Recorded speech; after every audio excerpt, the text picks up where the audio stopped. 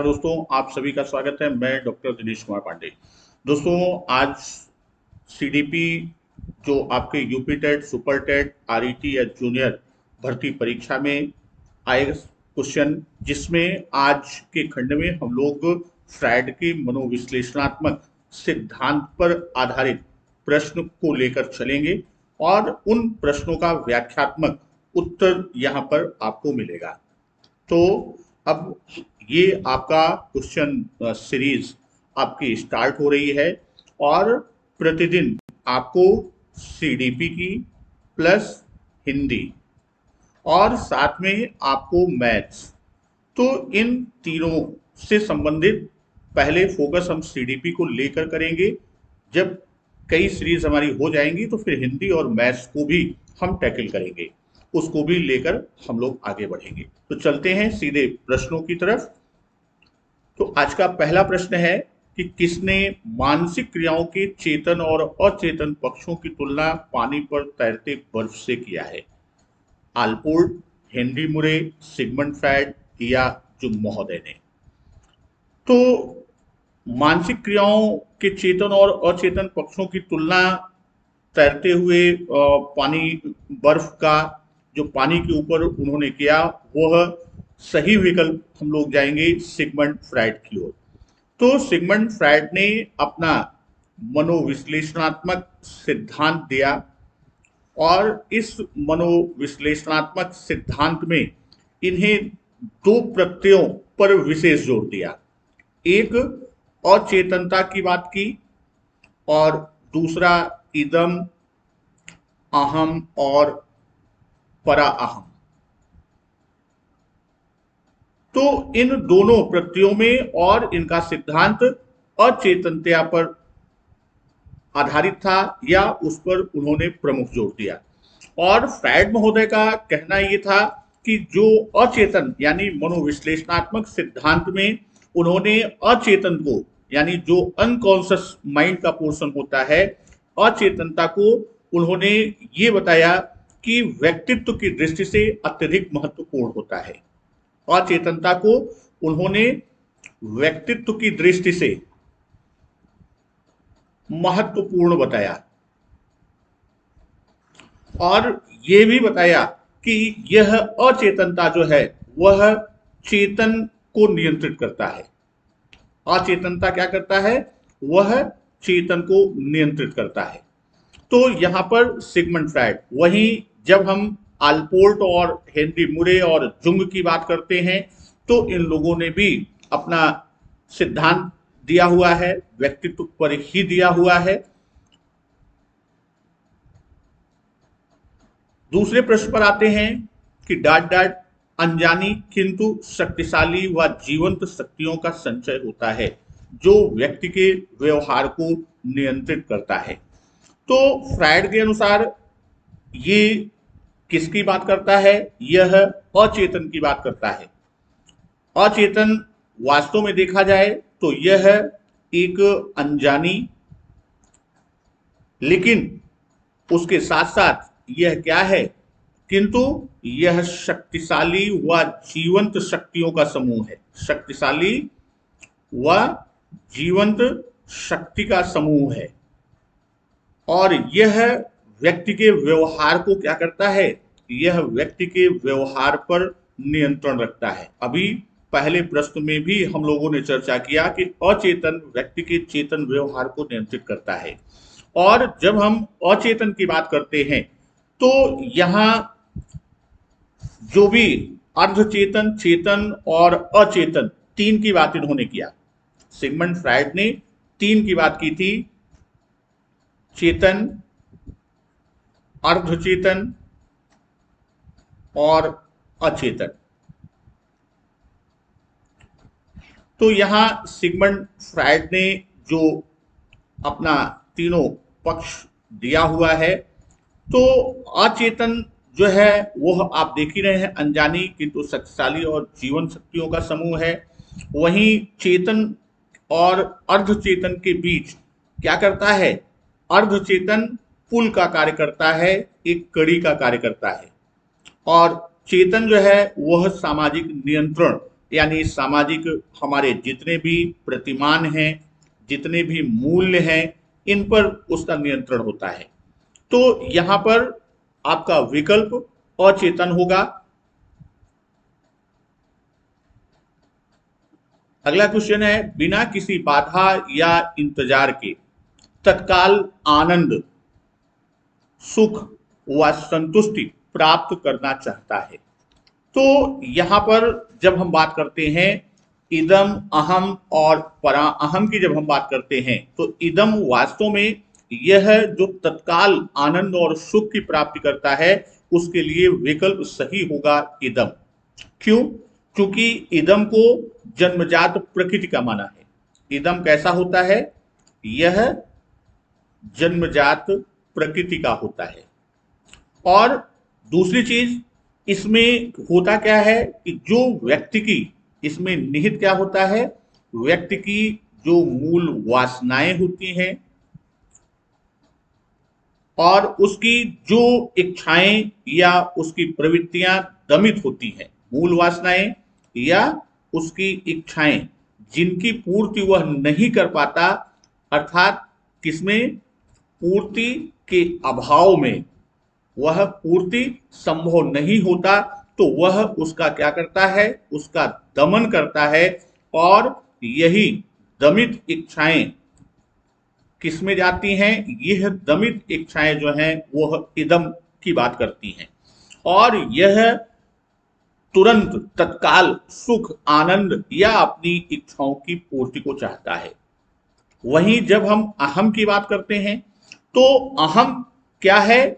यह देखा जाए तो वास्तविकता से संबंध रखता है। यह जन्मजात प्रकृति का है।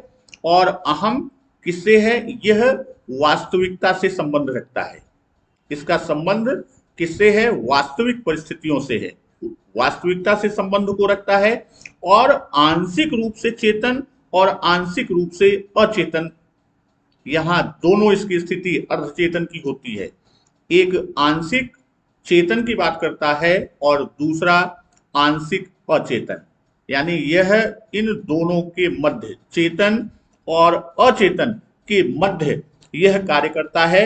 और जब हम परा अहम की बात करते हैं तो परा अहम सामाजिक मान्यता, संस्कार, यानी जितनी भी हमारी मान्यताएं हैं, हमारे संस्कार हैं, मूल्य हैं, या हमारे जो भी प्रतिमान हैं, नॉर्म्स हैं, इन सब से ये आच्छादित होता है, यानी इनसे संबंधित होता है। इस आधार पर यह कह सकते हैं कि आदर्शों से संबंधित होता है। और यहां पर यदि परा अहम की हम बात करते हैं तो इसमें व्यक्ति सामाजिक और राष्ट्रीय हित में बलिदान को भी तत्पर रहता है। किसमें?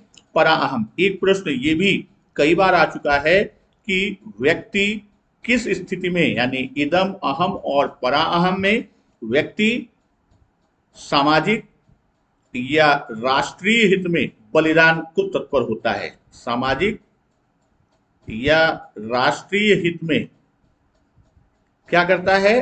बलिदान को प्रेरित होता है या प्रेरित रहता है। वह किसमें होगा? वह परा अहम।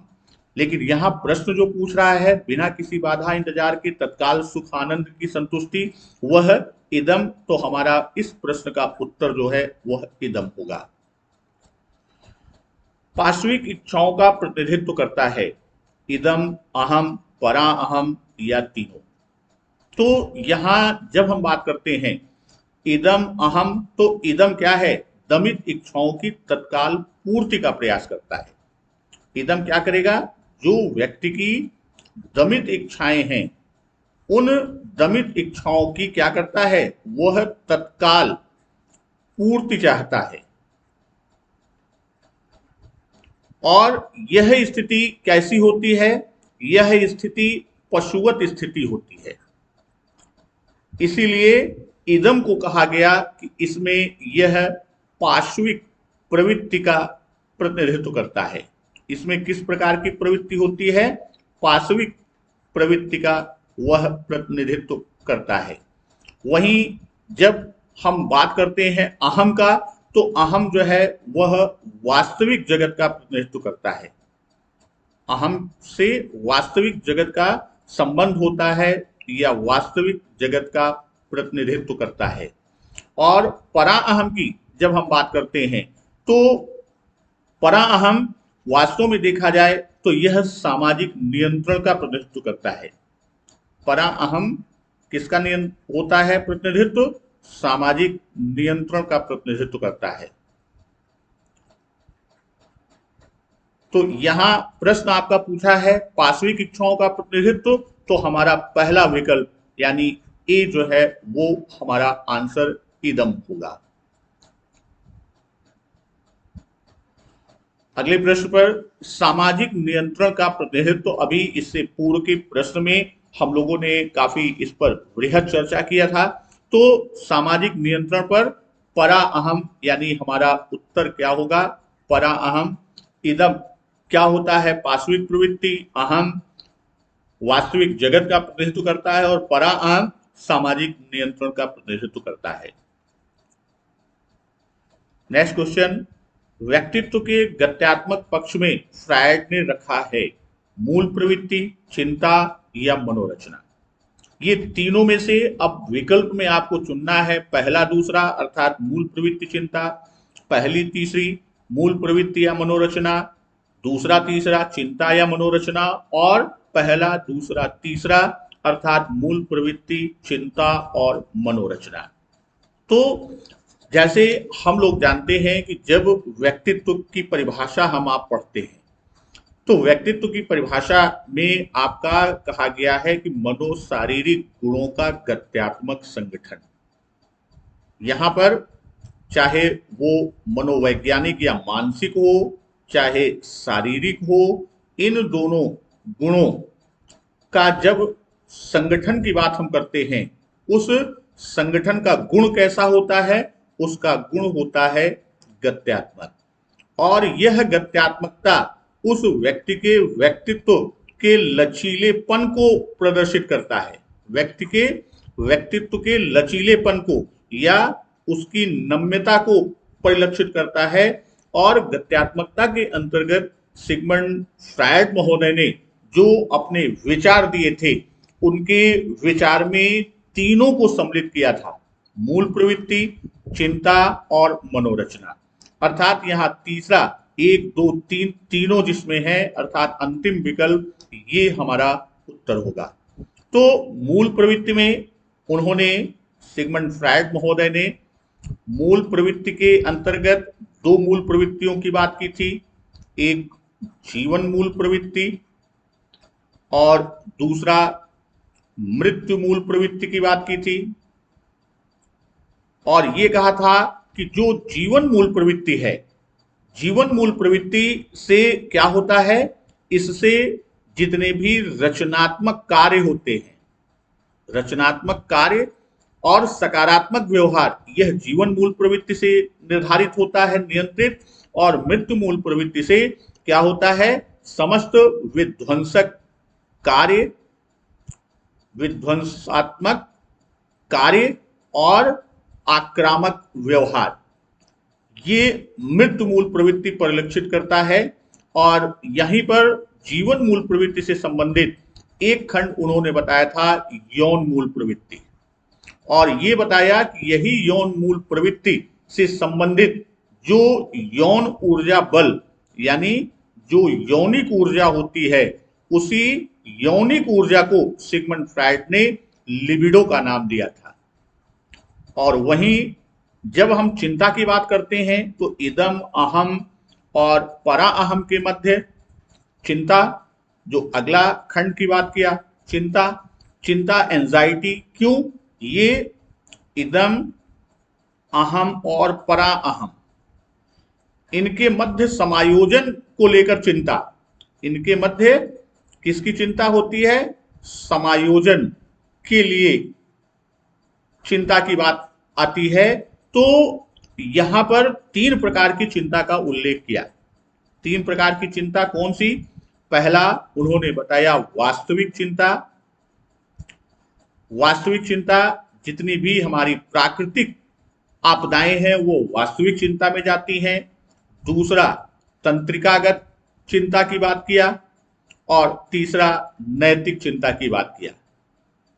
तो तंत्रिकागत चिंता का मतलब है कि इदम के द्वारा अहम को दी जाने वाली चुनौती या अहम के द्वारा उस पर नियंत्रण करने से संबंधित जो चिंता होती है। तो यहाँ ये कहा जाए कि इदम की इच्छाओं पर अहम के द्वारा नियंत्रण न कर पाने की जो चिंता होगी वह किस पे होगी, वह तंत्रिकागत में होगी। और नैतिक चिंता में यह है कि अहम के द्वारा परा अहम को जो चुनौती दी जाती है वो नैतिक चिंता में जाएगी। और इसी चिंता के लिए जो रक्षात्मक प्रक्रम की बात किया है, उसके लिए इन चिंताओं से मुक्ति के लिए वही रक्षात्मक प्रक्रम क्या कहलाता है, उसी को मनोरचना कहा गया। तो ये आपके इनके गद्यात्मक पक्ष फ्रायड महोदय के। तो यहां हमारा उत्तर क्या होगा, पहला, दूसरा और तीसरा। नेक्स्ट क्वेश्चन, रचनात्मक कार्य व सकारात्मक व्यवहार नियंत्रित होता है। अभी अभी हम लोगों ने चर्चा किया कि रचनात्मक कार्य और सकारात्मक व्यवहार किससे नियंत्रित होता है, वह जीवन मूल प्रवृत्ति से। किससे, जीवन मूल प्रवृत्ति। और यही क्या होगा, यही हमारा उत्तर होगा। और मृत्यु मूल प्रवृत्ति से क्या होता है, सारे विध्वंसात्मक कार्य व आक्रामक व्यवहार जो है वह किससे नियंत्रित होता है, वह मृत्यु मूल प्रवृत्ति से। और हमारा उत्तर क्या है, चूंकि सकारात्मक व्यवहार और रचनात्मक कार्य वह जीवन मूल प्रवृत्ति से निर्धारित होता है। नेक्स्ट क्वेश्चन, लिबिडो के संबंध में कौन सा कथन असत्य है। अभी जैसे चर्चा किया हमने कि लिबिडो शब्द आया कहां से, तो जो जीवन मूल प्रवृत्ति की बात, मूल प्रवृत्ति में पहला खंड उन्होंने बताया है, जीवन मूल प्रवृत्ति लाइफ इंस्टिंक्ट की बात की है। तो जीवन मूल प्रवृत्ति का एक पक्ष के रूप में उन्होंने कहा यौन मूल प्रवृत्ति। और इस यौन मूल प्रवृत्ति से संबंधित जो ऊर्जा बल है, उस ऊर्जा बल को उन्होंने, यानी ऊर्जा बल अर्थात इसी को हम क्या कहते हैं, इसी को यौनिक ऊर्जा, तो उसी को उन्होंने क्या नाम दिया, उसी को लिबिडो नाम दिया। अब यह लिबिडो से संबंधित कौन सा कथन यहां पूछा है, असत्य है। तो यह जीवन मूल प्रवृत्ति के एक पक्ष से संबंधित है, तो यह अपने में सही है। यौनिक ऊर्जा बल को कहते हैं, तो स्वाभाविक है कि लिबिडो को, यौनिक ऊर्जा बल को ही लिबिडो नाम दिया, यह कथन भी सत्य है। मानव जाति के प्रजनन में इसका विशेष महत्व होता है, तो स्वाभाविक है कि जो यौनिक क्रियाएं हैं वह मानव प्रजनन में विशेष महत्व को रखती हैं, इसलिए यह कथन भी सही है। तो प्रश्न पूछा क्या है, असत्य। तो इनमें से कोई भी कथन असत्य नहीं, तो चौथा विकल्प क्या होगा, ये हमारा उत्तर होगा, उपर्युक्त में से कोई नहीं। नेक्स्ट क्वेश्चन, इदम अहम व परा अहम के गत्यात्मक समायोजन में डॉट डॉट व्यक्ति को संभावित खतरों से सतर्क करती है। अभी पूर्व के प्रश्न में हम लोगों ने चर्चा किया वंशानुक्रम, नहीं, क्योंकि वंशानुक्रम हमारे विकास में, व्यक्तित्व या निर्माण में क्या करती है, वंशानुक्रम हमको परिपक्वता प्रदान करती है, वातावरण हमें अधिगम कराती है, लर्निंग की बात करते हैं। चिंता जो है देखा जाए तो यही, क्योंकि जो समायोजन की बात करता है किसके मध्य, इदम, अहम और परा अहम, इनके मध्य जो समायोजन की बात करता है, उसी को लेकर जो संभावित खतरे होते हैं, इसके समायोजन से संबंधित जो संभावित खतरे होंगे, उन्हीं खतरों को क्या करती है, उन्हीं को सतर्क करती है, जिसे फ्रायड महोदय ने चिंता कहा या एंजाइटी कहा। तो तीसरा विकल्प क्या होगा, तीसरा विकल्प हमारा उत्तर होगा। और इसी चिंता से जो बचने का हम रक्षात्मक प्रक्रम करते हैं, मनोरचना क्या है? चिंता से मुक्ति पाने के लिए, इससे मुक्ति पाने के लिए जो रक्षात्मक प्रक्रम हम अपनाते हैं, रक्षात्मक प्रक्रम, तो वही रक्षात्मक प्रक्रम को मनोरचना कहा गया। तो यहां चिंता क्या है, ये हमारा आंसर है। मनोलैंगिक सिद्धांत में कितनी अवस्थाओं का उल्लेख किया गया? तो मनोलैंगिक सिद्धांत में 5 अवस्थाओं का उल्लेख किया गया। सिगमंड फ्राइड ने लिबिडो, यौनिक ऊर्जा बल को मनोलैंगिक सिद्धांत के अंतर्गत या मनोलैंगिक विकास की 5 अवस्थाओं का उल्लेख किया। वो 5 अवस्थाएं कौन सी हैं? पहली मुखावस्था, ओरल स्टेज जिसे हम कहते हैं। दूसरा गुदावस्था। तीसरा आपका मुखावस्था हो जाएगा, फिर उसके बाद आपका गुदावस्था आएगा, फिर आपका सैसनावस्था आएगा, फैलिक स्टेज, और चौथा आपका आएगा अव्यक्तावस्था या सुप्तावस्था, और पांचवा आपका आएगा जननेन्द्रियावस्था। ये 5 अवस्थाओं का उल्लेख किया। अब मुखावस्था जो है वह जन्म से 1 वर्ष तक होती है। गुदावस्था जो है यह 1 से लेकर 3 वर्ष तक चलती है। सैसनावस्था 3 वर्ष से लेकर 5 या 6 वर्ष तक चलती है, और अव्यक्तावस्था 6 से 12 वर्ष तक चलती है, और जननेन्द्रियावस्था 12 वर्ष से आगे की बात, यहां पूर्ण जननेन्द्रिय विकास हो जाता है। तो यहां 5 अवस्थाओं की बात किया, मुखावस्था, गुदावस्था, सैसनावस्था, व्यक्तावस्था और जननेन्द्रियावस्था। गुदावस्था का आयु वर्ग है। तो अभी अभी हम लोगों ने इसे देखा कि गुदावस्था का जो आयु वर्ग है, गुदावस्था का आयु वर्ग 1 से 3 वर्ष है। क्योंकि 1 वर्ष की समाप्ति के बाद और 2 वर्षों तक यह रहता है, अर्थात 1 से 3 वर्ष की अवस्था तक गुदावस्था होता है। मातृ मनोग्रंथि, यहां आपका जो प्रश्न है मातृ मनोग्रंथि, इसके साथ साथ एक ग्रंथि की और बात किया है, पितृ मनोग्रंथि। तो इसका विकास कब होता है? सैसनावस्था, गुदावस्था, व्यक्तावस्था या मुखावस्था। तो इस ग्रंथि का विकास कहाँ होता है? इस ग्रंथि का विकास सैसनावस्था में होता है। सैसनावस्था की आयु 3 से लेकर 6 वर्ष की होती है, और इसी को हम आप क्या कहते हैं, यह जो 2 आपकी विशेषताएं या जो 2 ग्रंथियां अर्थात कॉम्प्लेक्स डेवलप होते हैं, यह दोनों ग्रंथियों का रूप जो है सैसनावस्था में, जिसे हम आप क्या कहते हैं, ओडिपस और इलेक्ट्रो कॉम्प्लेक्स। इसे आप ओडिपस, मातृ मनोग्रंथि को ओडिपस, और इसे हम क्या कहते हैं, इसे इलेक्ट्रा मनोग्रंथि। तो यह मातृ मनोग्रंथि है, और यह पितृ, जिसका विकास कहाँ होगा? सैसनावस्था में होगा। गुदावस्था की विशेषता क्या होती है कि यहाँ मल मूत्र त्याग में वह सुख का आनंद प्राप्त करता है। इसके त्याग में वह, यानी मल मूत्र को जब वह त्याग करता है तो उसमें उसे सुख का अनुभव होता है।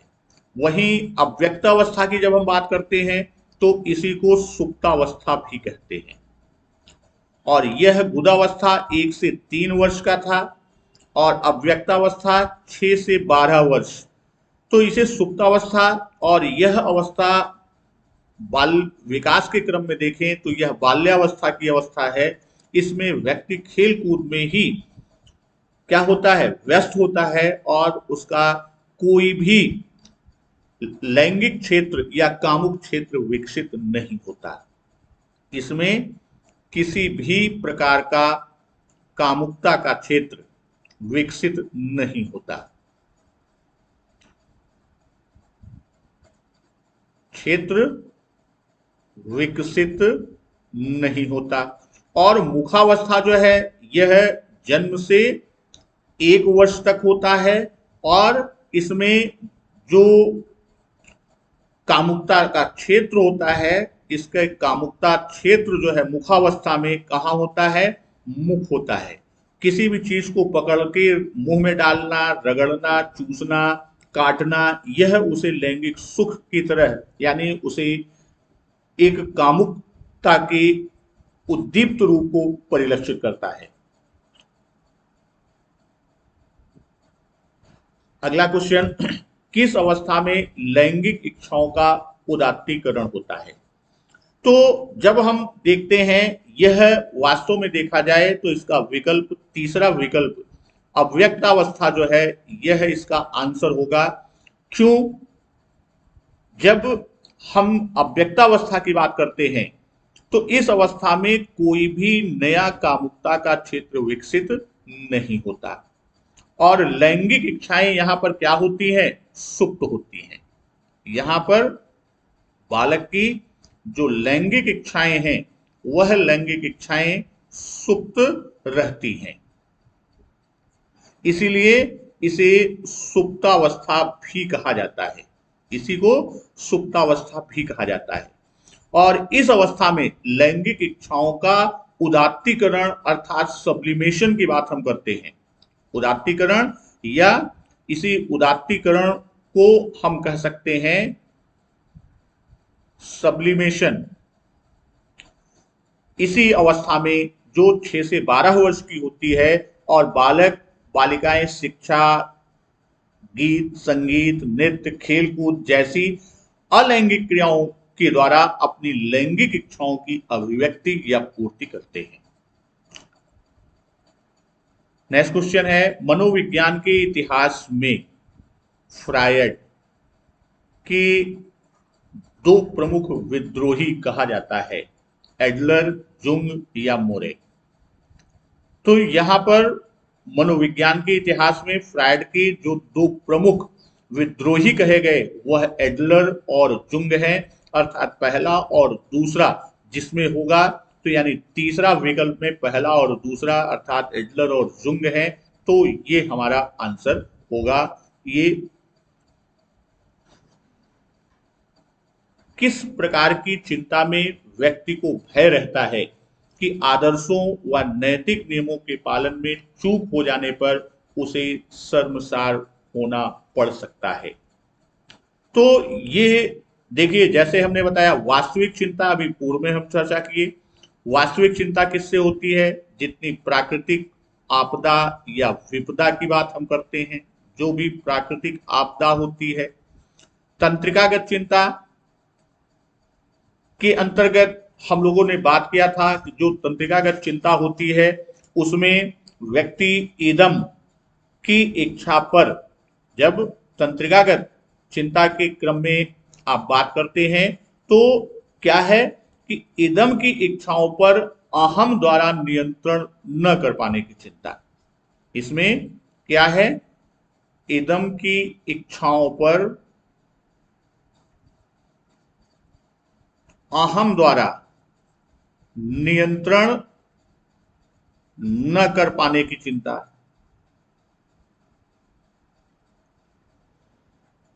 और नैतिक चिंता में क्या कहा गया था? अहम के द्वारा परा अहम को दी जाने वाली चुनौती को दी जाने वाली चुनौती। तो स्वाभाविक है कि यहां हम आप जानते हैं कि जब इदम की बात करते हैं तो इदम क्या है? हमारी मूल वासना दमित इच्छा, जो कि किस प्रवृत्ति का है? पाश्विक है। अहम क्या है? अहम वास्तविक जगत से है या वास्तविकता से संबंध रखता है। और परा अहम जो है वह सामाजिक मूल्य, सामाजिक नियम, सामाजिक आदर्श, प्रतिमान, संस्कार आदि से तो स्वाभाविक है कि मूल्य, नियम और आदर्श को जो वास्तविकता यानी वास्तविक जगत उसे चुनौती देता है, तो वही चिंता ये है कि आदर्श व नैतिक नियमों के पालन में चूक होने पर उसे शर्मसार होना पड़ता है। तो यहां हमारा उत्तर क्या होगा? नैतिक चिंता, ये हमारा उत्तर होगा। तो दोस्तों, आज की सीरीज में इतना ही। फिर हम अगले दिन मिलते हैं नए चैप्टर के साथ और नए चैप्टर के प्रश्नों पर। तो यहाँ सभी साथियों से बता दें कि जो टेलीग्राम पर आप फॉलो कर लीजिए, चाहे आप उस पर दिनेश सर सर्च कर लीजिए या t.me/सिद्धि क्लासेस लिंक से आप फॉलो कर लीजिए। यहाँ पर आपको क्वेश्चंस मिलेंगे और उन क्वेश्चंस का डिस्क्रिप्टिव यानी उसका व्याख्यात्मक उत्तर लेकर हम आपको यूट्यूब के चैनल पर मिलेंगे। धन्यवाद, नमस्कार, वंदे मातरम।